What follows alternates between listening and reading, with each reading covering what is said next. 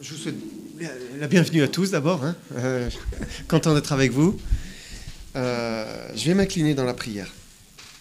Seigneur, merci de ces moments. Et oui, Seigneur, nous prosternons devant toi, Seigneur, parce que tu es notre Dieu, notre Créateur.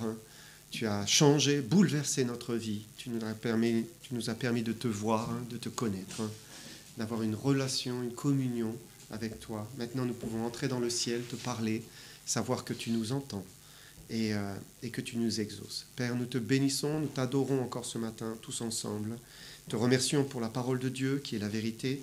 Seigneur, nous prions que tu la bénisses, Seigneur, et que tu continues à nous enseigner, à nous faire du bien, à nous aider à te voir, à t'entendre et à comprendre. Sanctifie-nous encore, Seigneur, et bénis-nous par ta parole. Viens-moi en aide, porte-moi ta grâce, ton secours. Merci, Père, au nom de Jésus-Christ. Amen.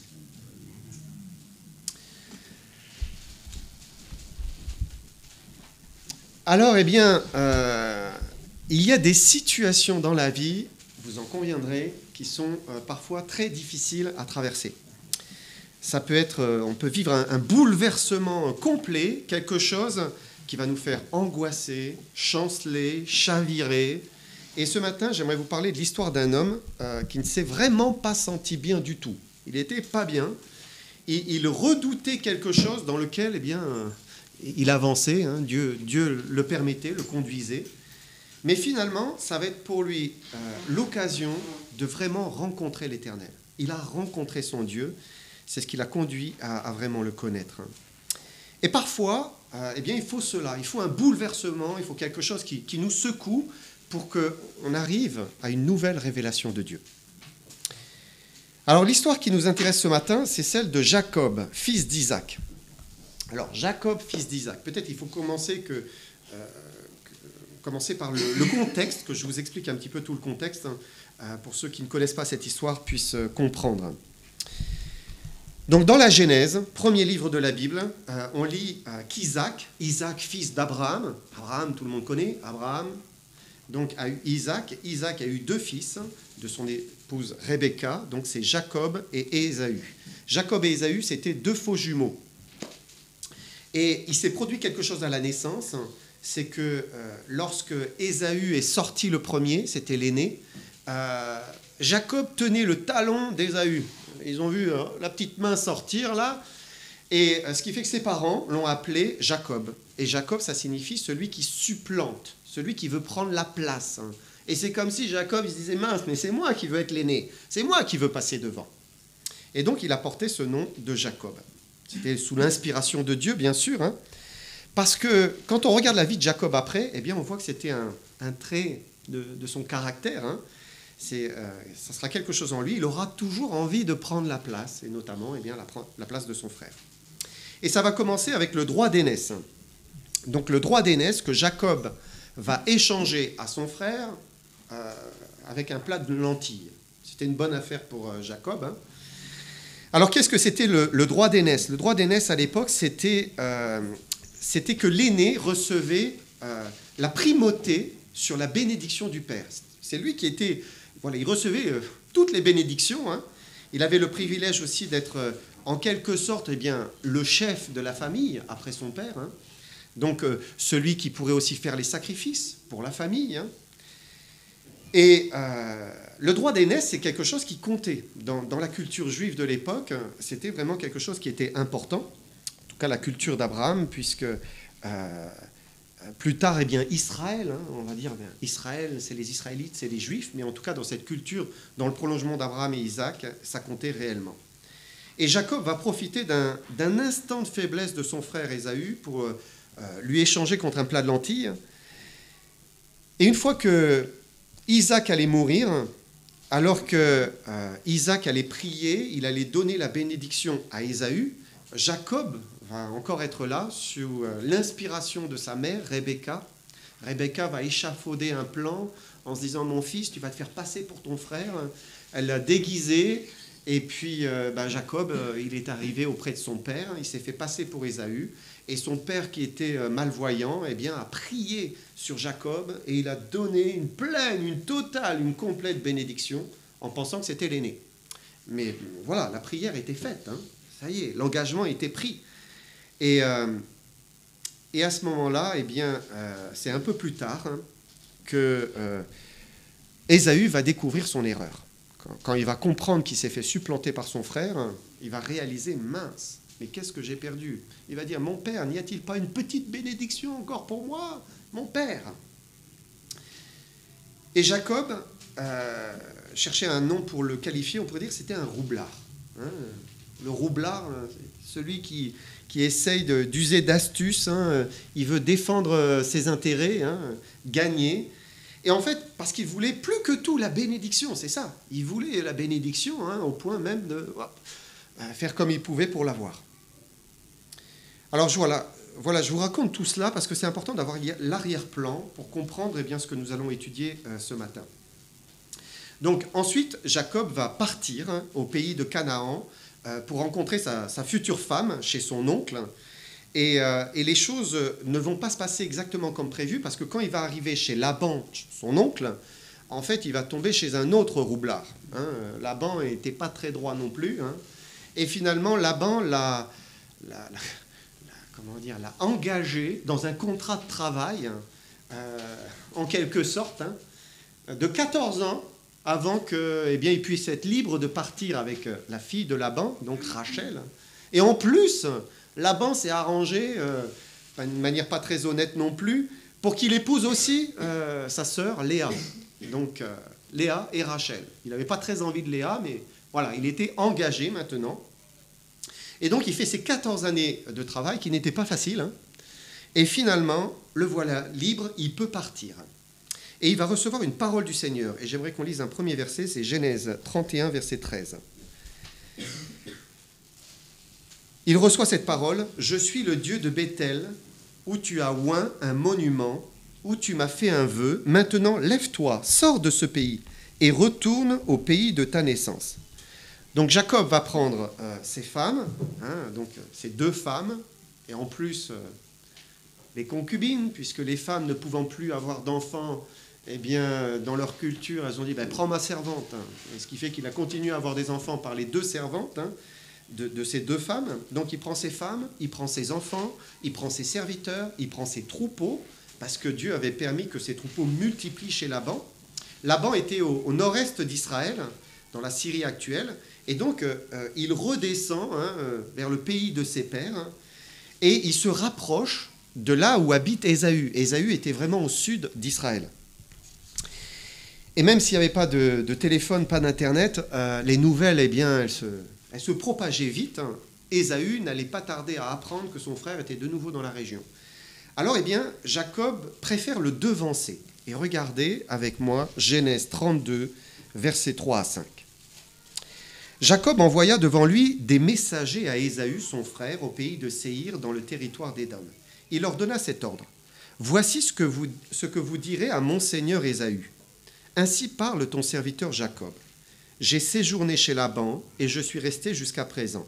J'ai des bœufs, des ânes, des brebis, des serviteurs, des servantes, et j'envoie l'annoncer à mon Seigneur pour trouver grâce à tes yeux. » En gros, Jacob lui dit, voilà, je me rapproche de toi, mais rassure-toi, hein, j'ai tout ce qu'il faut, je ne vais pas te coûter, je ne vais rien te prendre. C'est fini, je ne te prendrai rien, j'ai ce qu'il faut pour vivre.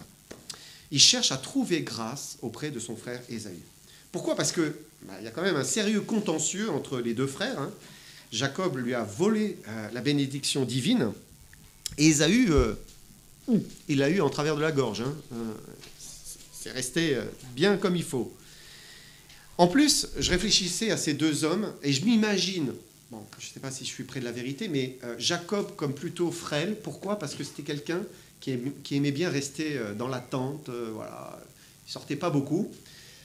Ésaü, lui, c'était le chasseur qui sortait, voilà, qui était tout le temps à l'extérieur. Donc voilà, je m'imagine un peu les 2 hommes comme ça. Lui frêle, lui bien costaud. Et Jacob a peur. Il a vraiment peur parce qu'il n'est pas parti en très bons termes. Il n'y a pas eu de confession, il n'y a pas eu de pardon. Mais Jacob espère trouver grâce. Genèse 32, verset 6. Les messagers revinrent auprès de Jacob en disant « Nous sommes allés vers ton frère Ésaü. Il marche à ta rencontre avec 400 hommes. Et peut-être Jacob avait un petit espoir, bon, les années ont passé, il a oublié, mais il entend 400 hommes. Bon, qui viennent avec 10 hommes, 10 serviteurs, d'accord. 400, c'est une armée, quoi. Il vient avec une armée. Et là, il imagine tout, hein. Il blêmit, il est saisi de frayeur, d'angoisse. Ça commence à monter dans son cœur, hein. Il a chaud, il a froid, il se sent mal. Qu'est-ce que ça veut dire, 400 hommes? Et on peut dire que là, Jacob entre dans l'une des plus grandes épreuves de sa vie. Il avait souffert chez Laban dans la durée, hein, sous le joug de son oncle, mais là, c'est une terreur soudaine. Verset 7, au début, il dit « Jacob fut très effrayé et saisi d'angoisse. » Il est troublé, c'est à la fois psychologique, c'est aussi physique, hein, psychologiquement parce qu'il regarde l'avenir, hein, et soudain il imagine le pire, c'est très négatif, hein, il plonge, hein, et puis physiquement il est agité, il ne va plus arriver à dormir, hein, il va perdre l'appétit. Regardez versets 7 et 8. Jacob fut très effrayé, saisi d'angoisse. Il partagea en 2 camps les gens qui étaient avec lui, les brebis, les bœufs et les chameaux. Et il dit, si Ésaü vient contre l'un des camps et le bat, le camp qui restera pourra se sauver. Donc c'est vraiment imaginer le pire, hein. Et il se dit, mais qu'est-ce que je vais trouver comme solution pour ne pas tout perdre? Ben, je vais diviser en 2, et puis si jamais eh bien, arrive ce que je crois, eh bien, je pourrai m'échapper, ou l'autre camp en tout cas pourra prendre la fuite. Et souvent c'est ce qui arrive quand on perçoit un malheur devant soi, on se dit, mais il va m'arriver ça, et on commence à cogiter, et puis on imagine le pire en fait, hein. Les pires choses, hein. Et là, l'angoisse commence à se manifester. Et puis, on cherche des solutions. Mais qu'est-ce que je vais pouvoir faire pour perdre le moins de plumes possible?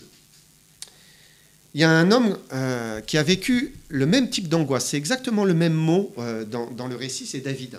Si vous vous souvenez, c'est quand David est avec ses hommes à Tsiklag. Donc, David, le futur roi David, hein, il est avec ses hommes à Tsiklag, et puis il part avec tous ses hommes pour une bataille qu'il ne fera pas finalement. Et quand il revient, plus de femmes, plus d'enfants.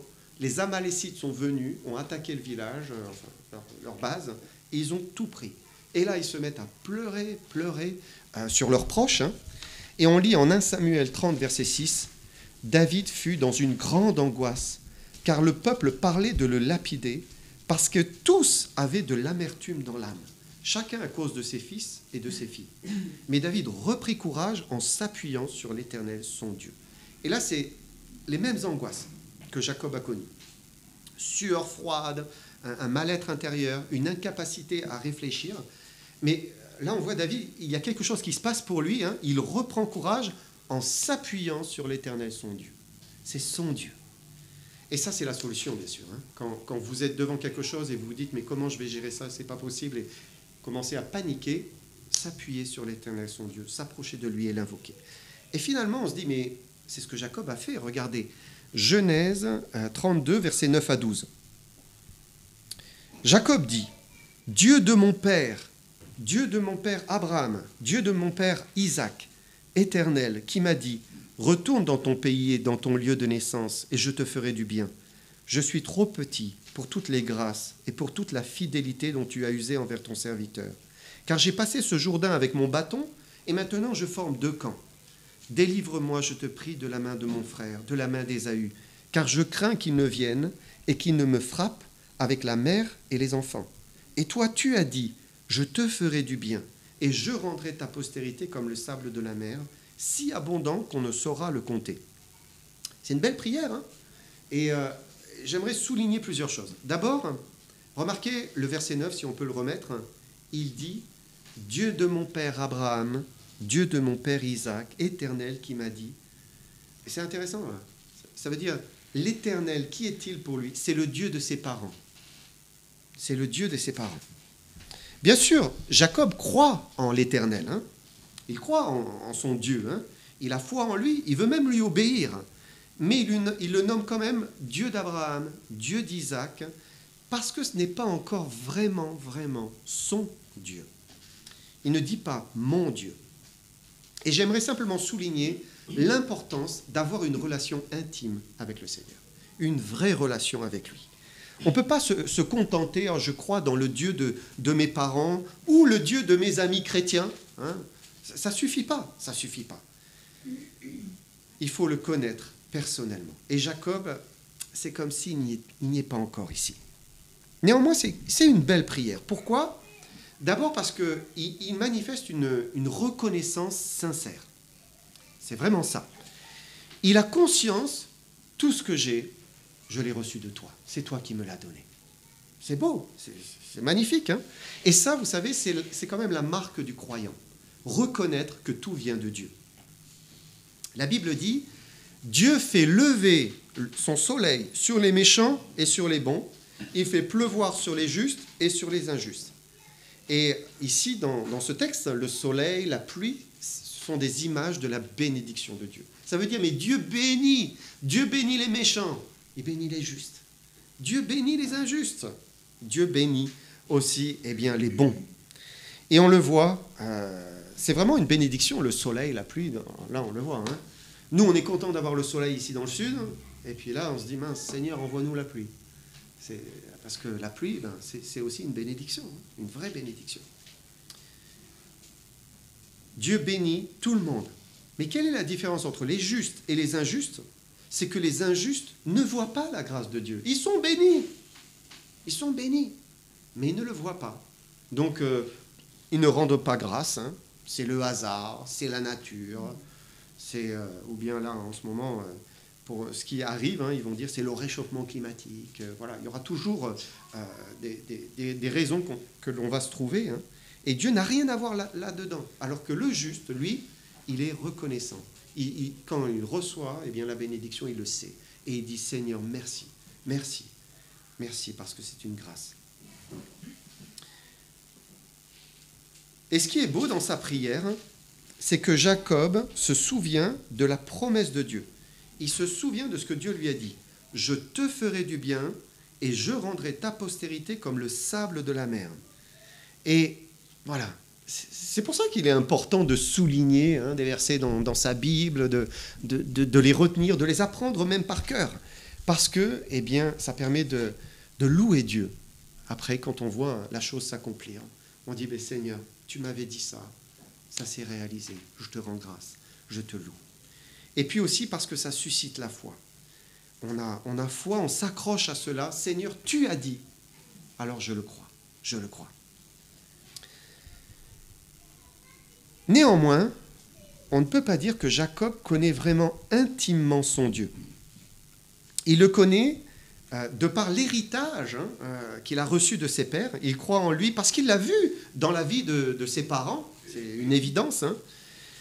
Il a aussi reçu des choses de Dieu. Hein. Dieu lui a parlé personnellement, comme il lui a donné cette promesse, « Je te ferai du bien ». Mais il lui manque quelque chose. S'il a invoqué Dieu, il ne s'est pas encore totalement abandonné à lui. Et s'il croit, il ne croit pas encore jusqu'à totalement lui faire confiance. Pas encore. Son frère arrive avec 400 hommes, et là il se dit, mince, il faut que je trouve un plan, une solution, une stratégie humaine, quelque chose. Et au lieu de s'abandonner à Dieu, de lui faire confiance, il échafaude un plan. On va lire son plan, Genèse 32, versets 13 à 16. C'est dans ce lieu-là que Jacob passa la nuit. Il prit de ce qu'il avait sous la main pour faire un présent à Ésaü son frère. 200 chèvres et 20 boucs, 200 brebis et 20 béliers, 30 femelles de chameaux avec leurs petits qu'elle allaitait, 40 vaches et 10 taureaux, 20 ânesses et 10 ânes. Il les remit à ses serviteurs, troupeau par troupeau séparément, et il dit à ses serviteurs, « Passez devant moi et mettez un intervalle entre chaque troupeau. » Donc voilà son plan. Il se dit, je vais faire plein de troupeaux, et je vais bien les séparer les uns des autres, et je vais les envoyer par vagues. Un troupeau, c'est pour toi mon frère. 2 troupeaux, c'est pour toi mon frère. Et encore, et on recommence. C'est un peu comme un mauvais élève qui a une très mauvaise note à annoncer à ses parents. Et puis d'un seul coup, il range sa chambre. Ensuite, il passe l'aspirateur. « Oh, je vais t'aider, maman. » Il fait la vaisselle. Puis après, il dit « Bon, je me suis pris un 0. » Et là, on se dit il va y avoir la bienveillance, il va y avoir la bonté. Ou quand quelqu'un a un besoin, il demande l'impossible. puis après il descend. Est-ce que je pourrais avoir ça? Et il dit, ça va passer comme ça. C'est stratégique. Jacob, il se dit que son plan peut l'aider à sortir de cette impasse. Il va devoir affronter son frère, c'est certain, et en plus au vu de ces 400 hommes qui avancent vers lui, il ne peut imaginer que le négatif. Alors il met toutes ses chances de son côté, et il envoie tous ses serviteurs, et les serviteurs devaient dire, voilà, c'est un présent pour toi, Ésaü, hein. Et Jacob est derrière toi. Regardez ce qu'il dit, Genèse 32, verset 20. Vous direz, voici ton serviteur Jacob vient aussi derrière nous. Car Jacob se disait, je l'apaiserai par ce présent qui va devant moi. Ensuite, je le verrai en face et peut-être m'accueillera-t-il favorablement. Verset 21. Le présent passa devant lui et Jacob resta cette nuit-là dans le camp. Et vous savez, quand vous êtes angoissé, quand vous redoutez quelque chose qui est devant vous, eh bien vous avez du mal à dormir. Vous vous réveillez à 1h du matin, à 2h du matin, vous n'arrivez plus à dormir, hein, et ça tourne dans votre tête. Versets 22 et 23. Il se leva la même nuit, prit ses 2 femmes, ses 2 servantes, ses 11 enfants, passa le gué de Jabbok. Il les prit, leur fit passer le torrent et le fit passer à tout ce qui lui appartenait. Imaginez ça. En pleine nuit, il réveille Rachel, il réveille Léa. Il dit, allez chercher les servantes et réveillez les enfants. Il a une équipe de foot avec tous ces bambins, hein, et personne ne comprend ce qui se passe. En pleine nuit. Et ça crie, j'imagine, hein, ça braille. Et tout le monde est comme ça. Hein. Et Jacob n'est pas bien, en fait. Et il n'arrive pas à réfléchir. Il réfléchit plus bien. Il leur dit, allez, passez devant moi, passez le torrent de Jabbok. Il ne sait plus quoi faire et il fait n'importe quoi, en fait. La future rencontre avec son frère le met dans tous ses états. C'est intéressant de voir la signification de Jabbok, le torrent de Jabbok. Ça signifie celui qui se vide, qui coule. Hein. Vous imaginez le torrent hein, qui coule. Mais le nom dérive d'un mot qui signifie vider, disparaître, dévaster, anéanti. C'est très parlant, hein, parce que c'est ce qui se passait dans le cœur de Jacob à ce moment-là. Hein. Il est vidé, il est dévasté, il est anéanti. Il voudrait disparaître hein, si c'était possible. Alors c'est difficile, parce que c'est le patriarche, hein. C'est le chef de famille. Il est censé montrer bonne figure, hein, être l'homme fort. Il est anéanti, et il reste seul derrière. Mais c'était quelque chose de nécessaire pour Jacob, nécessaire parce qu'il avait rendez-vous avec son Dieu. Et Dieu parfois nous donne des rendez-vous à des moments précis de notre vie, à un moment où justement nous sommes dans un état de faiblesse, de précarité, de trouble, d'incompréhension, d'angoisse. Et on peut dire que ce moment a été préparé pour Jacob. Dieu l'a voulu. C'est son moment. Et il est prêt à rencontrer son Dieu. Verset 24. Jacob demeura seul. Alors un homme lutta avec lui jusqu'au lever de l'aurore. Jacob est enfin seul. Voilà, tous ses troupeaux, tous ses enfants, ses femmes sont passés devant lui, hein, et il est tout seul. Et là, il a le temps, il repense à sa vie, il repense à son passé, à ses erreurs, à sa faiblesse. Hein. Et là, un homme arrive et l'empoigne. Et il entre dans un combat. Hein, il y a comme un inconnu hein, qui vient lutter avec lui. Il ne sait pas qui c'est. Alors il s'agrippe, il tombe, il se relève, il se saisissent. Hein. Et c'est étrange en fait ce combat. C'est étrange parce que c'est physique, c'est clairement physique, puisque même Jacob va avoir des séquelles de ce combat. Mais en même temps, c'est spirituel, c'est moral. Pourquoi ? Parce que, on va voir, Jacob va changer de nom. Et c'est un combat qui va complètement changer sa vie. Ça fait penser un petit peu à la lutte avec le Seigneur, que le Seigneur a eu dans le jardin de Gethsémani. C'était un combat spirituel, hein, mais en même temps physique, parce que des grumeaux de sang coulaient de son front. Hein. Et là, Jacob est en train de vivre ce combat un peu similaire. Il lutte avec cet inconnu. Et on peut l'interpréter comme le fait que Jacob a besoin d'être délivrer de son homme naturel. Cet homme naturel qui est rusé, qui est fourbe, qui essaye de magouiller. Hein. Dieu veut sanctifier Jacob. Et c'était le moment, on peut dire, le moment de sa rencontre avec Dieu face à face. Jacob devait devenir Israël, comme Saul de Tarse devait devenir Paul, comme Simon devait devenir Pierre. À chaque fois, il y a un changement, il y a une transformation. Verset 25. Voyant qu'il ne le maîtrisait pas, cet homme le frappa à l'emboîture de la hanche, et l'emboîture de la hanche de Jacob se démit pendant qu'il luttait avec lui. Donc, ils luttent ensemble, et puis d'un seul coup, il ressent une douleur aiguë à la hanche, comme un coup de couteau, et il est déboîté. Alors, j'ai jamais vécu ça, peut-être certains l'ont déjà vécu, hein. Je sais que Kimberly l'a vécu, et j'étais présent, et je sais que c'est douloureux. Hein. Alors, on n'imagine pas ce que c'est la hanche, hein. Et là, on ne peut plus tenir debout, il s'agrippe à l'homme, hein. Il ne le lâche pas, hein. Mais en même temps, il est obligé de se tenir à cet inconnu, et on peut dire que ça, c'est le moment où Jacob capitule. Sa résistance, elle se brise à ce moment-là. Et on ne le voit pas dans le texte, mais Jacob a pleuré. Il a dû pleurer de douleur, hein. Mais il a pleuré. Il a même supplié. Hein. Osée 12, 4 à 7. Dans le sein maternel, Jacob saisit son frère par le talon, et dans sa vigueur, il lutta avec Dieu. Il lutta avec l'ange, et il fut vainqueur. Il pleura, et lui adressa des supplications. Jacob l'avait trouvé à Béthel, et c'est là que Dieu nous a parlé. L'Éternel est le Dieu des armées, son nom est l'Éternel. Et toi, reviens à ton Dieu, garde la piété et la justice, et espère toujours en ton Dieu. Jacob a pleuré. Il a adressé même des supplications. Vous savez, quand vous suppliez, ça vient du cœur. Hein. La supplication, ça ne peut pas être fake. Hein. Ça monte et il a supplié. Ça venait de tout son cœur, hein, du plus profond de lui-même vers Dieu. Parce que Jacob, là, il comprend très vite, je ne suis pas qu'avec un homme. Là, il y a quelque chose qui est divin. Hein.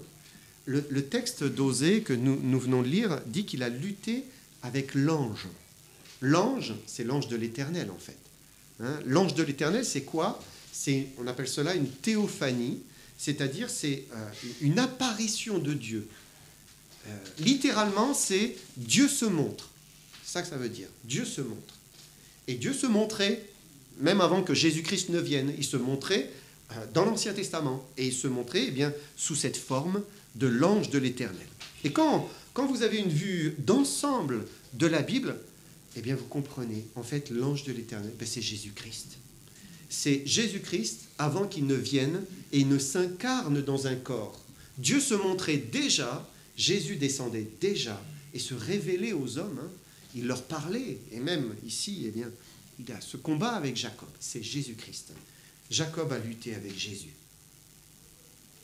Et nous avons une image de la sanctification et de cette relation intime avec le Seigneur.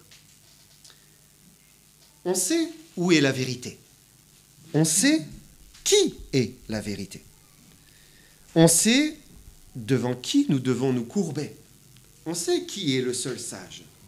On sait en qui on doit placer toute notre confiance. Mais parfois, c'est bien difficile de le faire, comme pour Jacob. Mais tous, nous avons un moment, c'est notre rendez-vous, le rendez-vous avec le Seigneur. Le rendez-vous qui va nous conduire à nous incliner devant lui et à dire « Tu es le Seigneur, tu es mon Seigneur, tu es mon Dieu, vraiment. » Et parfois, c'est au prix d'une hanche déboîtée. C'est douloureux. Et la hanche déboîtée, c'est l'image de quelque chose que Dieu fait parfois dans notre vie pour briser cette ancienne nature, hein, qui n'était pas sacrifiée sur l'autel. Nous n'étions pas offerts, hein, et la chair doit être crucifiée. Il n'y a pas d'autre destinée pour la chair. Hein, cette mauvaise nature qui est en nous, sa place, c'est sur la croix. Et il y a une lutte, il y a un combat. Je veux plus. J'ai envie, je veux plus. J'avance, je recule. Je me donne, je me reprends. Et c'est ce combat. Et parfois, soudain, paf, la hanche est déboîtée. Pas que Dieu prenne plaisir à nous déboîter la hanche, hein, mais parfois, c'est absolument nécessaire. On ne peut pas faire autrement. C'est un accident qui arrive de manière inattendue. C'est une maladie qui nous met par terre, à genoux. C'est une crise familiale. Parfois, c'est la perte même d'un être cher. Et vous savez, tous les croyants dans la Bible n'ont pas eu une hanche déboîtée. Pas tous, hein. Mais Jacob, lui, avait besoin de cela. Il fallait qu'il passe par cela. Parce que sa volonté, quelque part, s'opposait au Seigneur. Oui, il croyait, mais il n'était pas donné. Il n'était pas livré. Il n'obéissait pas parfaitement. Il faisait à sa sauce. Il magouillait comme il voulait. Il n'était pas sanctifié dans les mains de son Dieu. Pas encore sanctifié. Mais dans ce tête-à-tête avec le Seigneur, il va capituler. Il va s'abandonner. Regardez Genèse 32, versets 26 à 27. L'inconnu dit « Laisse-moi aller, car l'aurore se lève. » Et Jacob répondit « Je ne te laisserai point aller que tu ne m'aies béni. » Il lui dit « Quel est ton nom ?» Il répondit « Jacob. » Alors, eh bien, l'ange, il connaît son nom. Bien sûr, Jésus connaît tout. Il connaît son nom. Mais pourtant, il veut qu'il le prononce lui-même. « Quel est ton nom ? Dis-moi comment tu t'appelles. » « Je m'appelle celui qui supplante. » Jacob. Ça y est, je le dis. Hein. C'est une confession. Il confesse qui il est réellement. Il est mauvais, tricheur, menteur. Et vous savez, nos moments d'intimité avec le Seigneur, ils sont absolument nécessaires parce que c'est là où on se reconnaît tel que nous sommes, transparents hein, devant le Seigneur, avec nos faiblesses, avec nos péchés, avec tout ce que nous sommes. Et quand on fait cela, qu'on s'approche de Dieu avec cette attitude de cœur, c'est là où c'est salutaire. C'est là où il y a une guérison, hein, une délivrance. Le fait d'être sincère, honnête, de ne rien cacher au Seigneur, de se laisser sonder par le Seigneur. Il lui dit, « Je suis Jacob, celui qui supplante. » Alors, verset 28, il dit encore, « Ton nom ne sera plus Jacob, mais tu seras appelé Israël, car tu as lutté avec Dieu et avec des hommes, et tu as été vainqueur. » Il était Jacob, et maintenant il lui dit, tu seras Israël. Israël, ça signifie celui qui lutta avec Dieu, hein, celui qui est passé par cette lutte, par ce combat avec Dieu. L'ange lui dit, car tu as lutté avec Dieu et des hommes, et tu as été vainqueur. Et certainement, Jacob a lutté avec des hommes. Il a lutté avec son frère, il a lutté avec son père, hein, il a lutté avec Laban. On peut dire à chaque fois, il s'en est bien sorti. Hein, et voilà, il a été vainqueur. Et dans cette lutte avec Dieu, il va aussi en sortir vainqueur. Non pas qu'il a vaincu Dieu, c'est pas possible ça, hein. On ne peut pas vaincre Dieu, évidemment, hein. Mais il est vainqueur parce que Jacob a été vaincu. C'est ça. Jacob a été vaincu, Israël est vainqueur. Il est vainqueur. Et vous savez, on a une belle image ici de notre ancienne nature et puis de la nouvelle nature, hein. Il faut que la première soit vaincue, que la deuxième, elle puisse être vainqueur. Nous avons rendez-vous avec Dieu. C'est là où on se relève. On tombe peut-être, mais on se relève par la foi. Et on est heureux. Même si on boite, on est heureux. On est content. On dit merci Seigneur. Verset 29. Jacob l'interrogea en disant « Fais, je te prie, connaître ton nom. » Il répondit « Pourquoi demandes-tu mon nom ?» Et il le bénit là. Et ce n'était pas encore le temps de révéler hein, qui il était, cet inconnu, hein, mais le texte est assez explicite. Hein. Il en dit suffisamment long pour comprendre qui était l'inconnu. Regardez, alors versets 30 et 31, « Jacob appela ce lieu du nom de Péniel, car dit-il, j'ai vu Dieu face à face, et mon âme a été sauvée. Le soleil se levait lorsqu'il passa Péniel, et Jacob boitait de la hanche. C'est beau, hein? Il dit, j'ai vu Dieu face à face et mon âme a été sauvée. Péniel, ça signifie la face de Dieu. Et Jacob est transformé. Il dit, mon âme a été sauvée. C'est la délivrance, c'est la liberté, c'est l'assurance. Et maintenant, ça y est, il connaît Dieu d'une manière intime, proche, profonde. Et soudain, la raison même qui a provoqué toutes ces angoisses va être balayée. Il voit son frère arriver, Ésaü, et regardez Genèse 33, verset 4.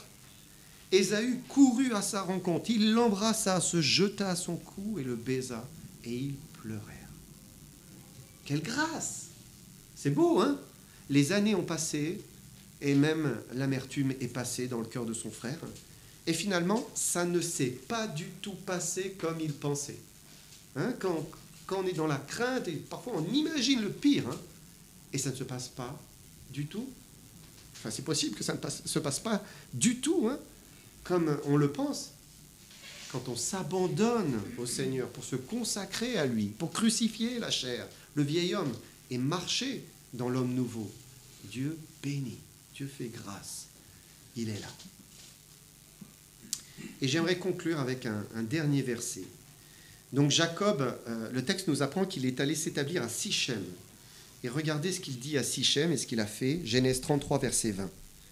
Et là, il éleva un autel qu'il appela Eloé Israël. C'est très fort comme nom ici. Hein. Ça révèle que maintenant, Jacob a pour Dieu l'Éternel. C'est son Dieu. Parce que c'est dur à dire. Eloé Israël, ça signifie Dieu, le Dieu d'Israël. C'est lui qui dit ça. Il dit Dieu est mon Dieu. C'est mon Dieu maintenant. C'est pas simplement le Dieu de mes parents. Il le connaît. Est-ce que vous avez eu votre rendez-vous avec le Seigneur? Est-ce qu'il est votre Dieu, vraiment? Que le Seigneur vous bénisse.